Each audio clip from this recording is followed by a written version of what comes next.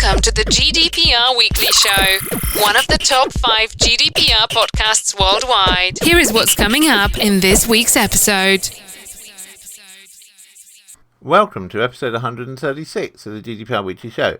And coming up in this week's episode, we have news of a data breach from Birmingham City Council, which has exposed the details of vulnerable children onto a public-facing website. We then travel to Germany, where there's been a data breach at Stuttgart Football Club, and then to Ireland, where Irish firm Fastway Couriers has had a data breach which exposed the details of some 400,000 customers. Remaining in Ireland, we have news that the Irish DPC is in several clashes with the EU Commission, and there is indeed an inquiry to establish whether Ireland is effectively enforcing GDPR. We then return to the UK, and if you're a haulier, it's time to renew your driver's consent for you to be able to contact DVLA with issues related to your drivers. We then travel out to the Far East, out to Singapore, where we look at changes that Singapore is making to its data protection legislation. And then staying in Asia, we take a look at the draft PIPL legislation, very much based on GDPR, which is out for consultation in China.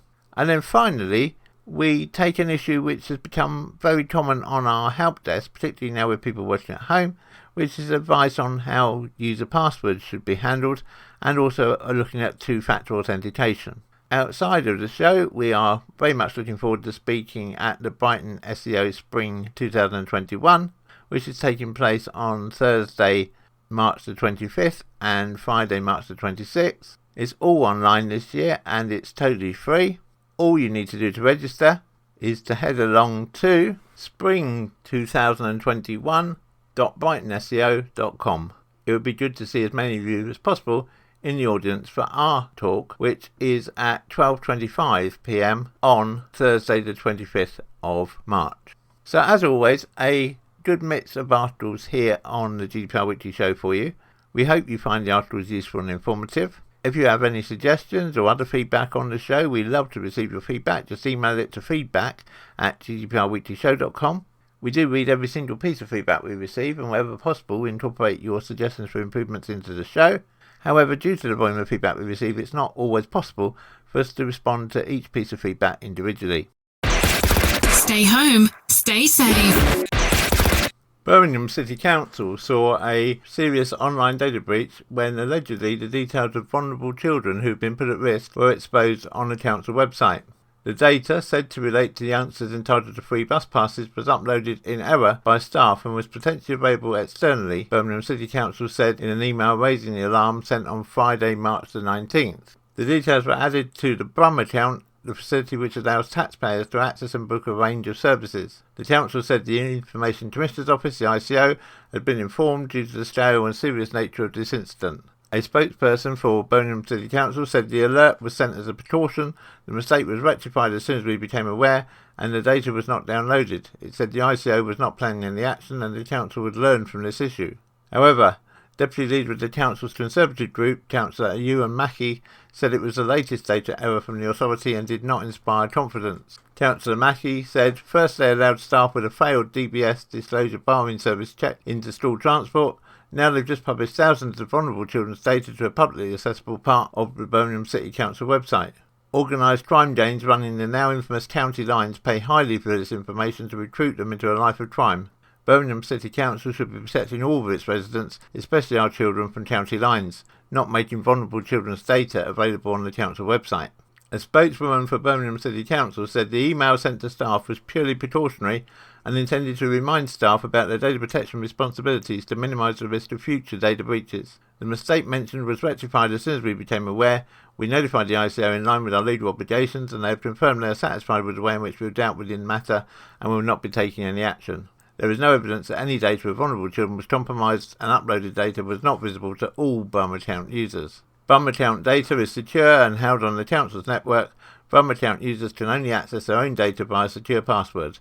Our investigations confirmed the erroneously uploaded data was not accessed or downloaded and was removed promptly. Although the ICO has stated it does not intend to take any further action, we are taking the opportunity to learn from this issue by ensuring staff are fully aware of their data protection obligations. An ICO spokesperson said, "Our aim is to protect people from poor organisational practices that put their personal information at risk. We have a range of powers to help us do that, including working with an organisation to check the right policies are in place. Birmingham City Council reported this incident to the ICO, and following inquiries, we decided that their approach was sufficient in this case. We provided data protection advice to the council and decided that formal enforcement action was not required for this incident. We expect the council to update us if new information that affects the circumstances of this case comes to light. Want to ask GDPR questions live? Come and join our GDPR surgery on Clubhouse Thursday, 4 p.m. UK time. To Germany now, and soccer club Stuttgart has been fined €300,000 for misusing private data about its members, a data regulator said on Wednesday this week. Stuttgart had been accused of passing on data which was potentially useful for marketing to third parties without informing its members. The scandal has caused some infighting among club officials and has overshadowed the team's return to the Bundesliga under American coach Pellegrino Matarazzo. Stuttgart is currently in 9th place in the Bundesliga. The club has agreed to a costly restructuring of how it handles personal data, said the office of Stefan Brink, the lead data protection official for the state of Baden-Württemberg. The club will also promote data protection classes in schools and for its youth teams, Brink said. Brink's office characterised the case as a negligent breach of Stuttgart's data protection obligation. To Ireland now, and Irish delivery firm Fastway Couriers has seen the personal data of more than 440,000 parcel recipients being compromised. It is understood that the data includes names, addresses and contact details including email and phone numbers. In an alert from Fastway, the company said the data compromised relates to Fastway deliveries in-flight or undelivered parcels over a period of approximately 30 days from mid-January onwards. It's understood that in total 446,143 parcel recipients have been affected. Fastway emphasised that no financial data or other personal data has been compromised, nor was any of that data stored on any Fastway system. The firm said that one of its IT systems was hit by a cyber attack that was detected by a third-party IT contractor on February the 25th and fully mitigated by 9 a.m. on February the 26th. Fastway said it had notified law enforcement and Ireland's DPC, the Data Protection Commission, upon being notified of the breach by the contractor on March the 2nd. Danny Hughes, CEO of Fastway Couriers, in a statement said, "It is distressing that our IT system was compromised by a malicious hack, as we are exceptionally careful in every aspect of our data protection obligations. I deeply regret that people's personal data has been compromised, and I apologise to our clients and their customers. I want to stress that nobody's financial data was at risk and the issue is limited to delivery information only. We will continue to work closely with the DPC, the Garda and our clients to manage this situation in line with best practice." Fastway says instant response and an independent review of the incident was ongoing. If we get any further update on this from either Fastway Couriers or the Irish DPC, we will of course bring it to you in a future episode of the GDPR Weekly Show. You're listening to the GDPR Weekly Show with your host, Keith Budden. Remaining in Ireland, the Irish Data Protection Commissioner Helen Dixon is under increasing pressure from other European data protection authorities and the European Parliament for failing to enforce GDPR rules on big technology companies. In response, Dixon has accused European parliamentarians of prejudice and cancelled an appearance in a parliamentary hearing that she had demanded. The result has been to leave Dixon increasingly isolated as she struggles to deal with calls for action from the EU. The background to these complaints stems from the case against Facebook and its subsidiaries. The Irish DPC has already faced a judicial review at Ireland's High Court over its handling of GDPR cases against Facebook. It also sought and received rulings from the European Court of Justice, but then has failed to act on them. Now, the European Parliament Committee on Civil Liberties, Justice and Home Affairs has raised the stakes. It has asked the European Commission to start an infringement action against Ireland for failing to enforce GDPR. In a draft motion for a resolution, it says it strongly condemns the attempt of the Irish Data Protection Authority to shift the cost of the judicial procedure to Maximilian Schrems, which would have created a massive chilling effect. Max Schrems is of course infamous in data protection circles for his action which resulted in the ruling that the EU-US Privacy Shield was ineffective. Dixon has responded to the draft motion with 2 letters. In those, she accuses the committee of not giving her an opportunity to appear and put her case. However, when a date was agreed, she then refused to appear as the committee had invited other parties to also appear on the same day. On the issue of costs, Dixon claims that the committee is simply wrong in saying she sought to recover costs from Schrems. In a letter to the committee, Schrems said, The DPC is correct that it did not seek to collect costs from me and agreed not to do so at the beginning of the case.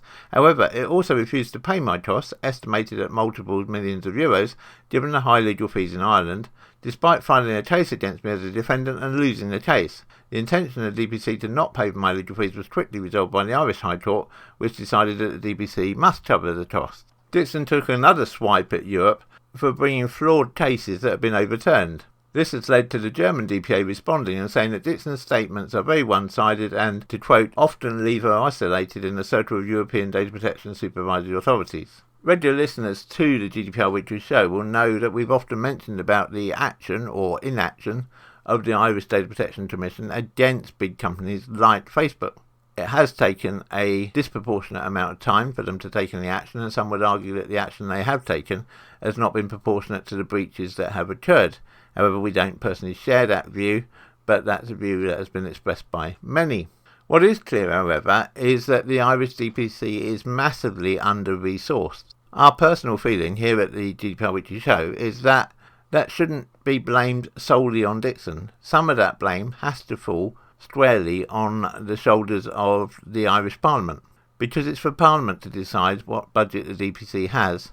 And in this case, clearly, they need a bigger budget so that they can employ more staff. And that's true in other countries too. It's not just Ireland where the DPC is under-resourced. We have heard arguments off the record that some people within the ICO here in the UK feel that their office is under-resourced. As data becomes more and more of an issue, and data becomes more the way that people do business, and especially now that I think it's probably fair to say that the switch to working from home is becoming more of a cultural shift. Alright, it was emphasised by the need to have people working from home because of COVID, but equally my personal belief, and I know this belief is shared by many but not by all, is that we are moving to a new hybrid future where people will not be working 5 days a week in the office. They might be 2 days a week in the office and 3 days at home. But that mix, that hybrid mix of working in the office and working at home, carries with it inherent data risks. Now, if those risks are to be properly investigated,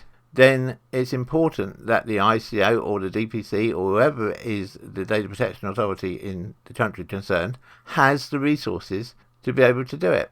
And that falls squarely on the shoulder of our politicians. With that in mind, we are currently attempting to seek an interview with one of the senior politicians involved in data security here in the UK. And once we have that, we will of course bring it to you in the next available episode of the GDPR Weekly Show. And we will also be giving plenty of advance notice of that interview so that you'll know, and of course invite your friends and colleagues to listen to as well.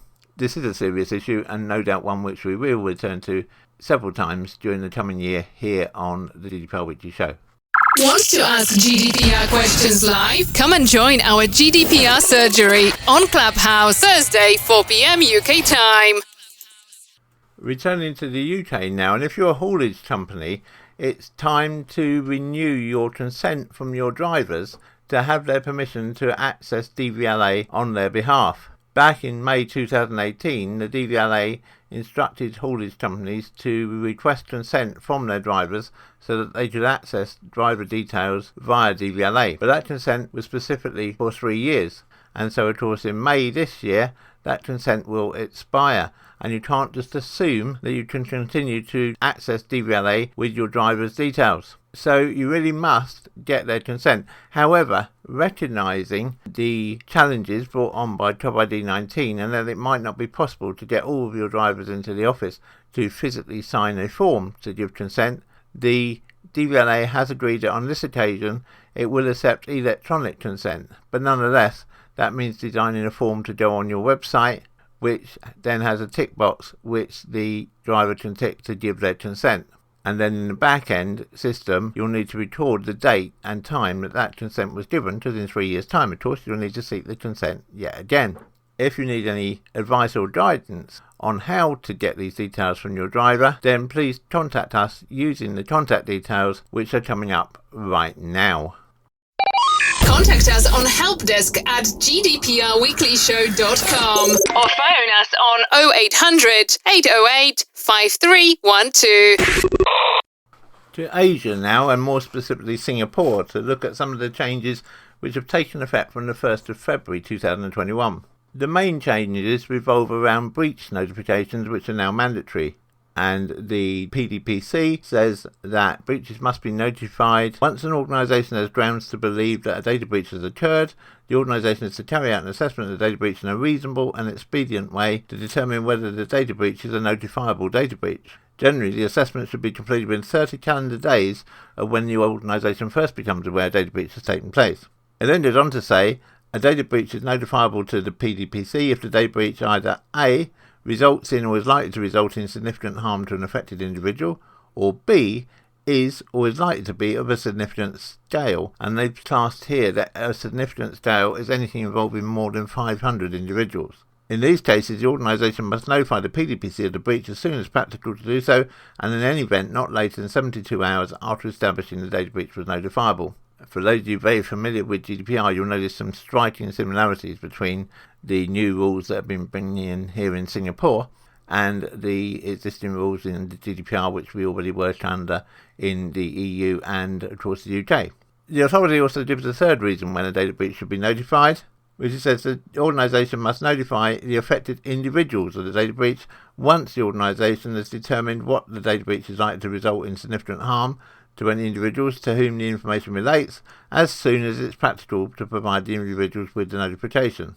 This notification will allow the affected individuals the opportunity to take steps to protect themselves from the risk of harm or impact resulting from the data breach, i.e. they could review their bank account activities, their credit card activities, and change their passwords. The other area where authorities has changed the rules in Singapore is with regard to assumed consent. For most items, the authority recommends that you still obtain consent from the individual, but where that's not possible, then the authorities are saying that you can still process data in Singapore subject to the following exceptions. So, for instance, you wouldn't need specific consent if the organisation or another person has a legitimate interest in the collection, use, or disclosure of the personal data. Again, very much like GDPR.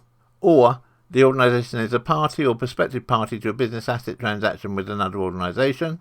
Or the organisation is using the personal data for the purposes of business improvement, or the organisation is using the personal data for the purposes of research. So some quite wide-ranging exceptions there of where you don't need specific consent from the individual, although of course Platinum Standard says that you should require personal consent wherever practical. The authority is also hinting at changes to come, but not yet given a date, that the maximum penalty imposed on organisations for breaches of obligations under the PDPA will be increased to 1 million Singapore dollars, or 10% of the organisation's annual turnover in Singapore, whichever is higher. It's thought likely that these new charges will come in from the 1st of February 2022. If we receive any further updates on changes to these regulations from the authorities in Singapore, we will of course bring them to you in the next available episode of the GDPR Weekly Show. Staying in Asia, we thought it was worthwhile having a look at the first draft of the Personal Information Protection Law, known as PIPL, which China have released for public comment. I think it's true to say that PIPL is widely regarded as Chinese GDPR. Prior to this legislation, China has adopted a consent principle in determining the lawfulness of processing personal information, which means that unless otherwise provided by law and administrative regulation, processing personal information should be subject to the personal information subject's informed consent. So rather like GDPR, PIPL is saying that consent is the standard you should aim for any data processing. However, the draft here in China puts forward two new concepts of separate consent and written consent. Specifically, under the following conditions, separate consent should be obtained for processing, providing personal information to a third party, publicising personal information processed, processing sensitive personal information, using personal information which is collected for public security for any other purpose, and transferring personal information outside of China. Meanwhile, the draft requires that, if otherwise provided by law, written consent shall be obtained when processing sensitive personal information. So the separate consent means that you'd need multiple consent boxes on any form, so that people could consent to one or all or any combination of those options which we previously listed. What the new draft is saying is it's giving very restrictive view on what it takes as being implied consent. You can't just rely on legitimate interest in China for implied consent. And an example it gives of implied consent is if an individual wandered into a shopping centre where there was CCTV in operation and they saw a sign saying that CCTV was being used and that their images were being recorded, then by continuing into the shopping centre and carrying out shopping or even just walking through the centre, the individual was given implied consent for that CCTV to take place. Again, rather like GDPR, the PIPL very much focuses on individuals' right to withdraw consent, and again, just like GDPR, they're saying that withdrawing consent must be as easy as it was to give consent in the first place. However, all that said about consent, the PIPL does allow a couple of exceptions. It allows that personal information could be processed without consent where the processing is necessary either for the conclusion and performance of a contract with the individual, or for the performance of statutory duties or for compliance with legal obligations, or for coping with public health emergencies or for the protection of the life, health, property and safety of an individual. Meanwhile, to carry out such activities as news reporting under the banner of public interest, personal information could process within a reasonable scope, although it does not define what a reasonable scope actually is at this stage. In another similarity with GDPR, the PIPL says that the data processor must notify the individual of the identity and contact information for the processor, the purpose and method of processing personal information and the type and retention period of the processed personal information, the method and procedure for the individual to exercise their rights under PIPL, and other matters provided by law. So the real striking difference here between PIPL and GDPR is that PIPL does not really have a concept at all of legitimate interest. It is very, very much focused on consent, whether that consent is either mandatory or given voluntarily or is presumed. But the whole focus is around consent rather than legitimate interest. We will continue to watch the development of PIPL as it progresses through the Chinese legal system, and of course bring you any significant updates here in further episodes of the GDPR Weekly Show. Want to ask GDPR questions live? Come and join our GDPR surgery on Clubhouse Thursday, 4 p.m. UK time. And finally this week we thought we'd look at queries which we get into our help desk about passwords. Now, our personal view on this is there needs to be a mix between having passwords that people can remember, but at the same time making them difficult to guess. And they might do that by including capital letters or special characters within the password, for example. But also it's important not to make passwords too long. I mean, we've heard of people who have passwords where they have to be longer than 16 characters, and frankly we think that's a bit ridiculous, because the danger of having a very long password is that people will simply write it on a post-it note and stick it on their screen, which is essentially saying to anyone who gains access to your premises or, just gains access to a computer who shouldn't be there, wow, here you go, here's the key, come and open the gate and see what's inside. And so it's crucial that you get your employees against that idea of putting post-it notes with passwords or writing them in a little bit of paper that's somewhere easily visible on their desk, but instead making them so that people can remember them. But there are some things to think of, and that is users should not be allowed to create passwords with any commonly used dictionary words because they're easy for attackers to guess. So, I mean, a real blinding obvious one is that your password shouldn't be password, but you'd be surprised at the number of people who use the password of password.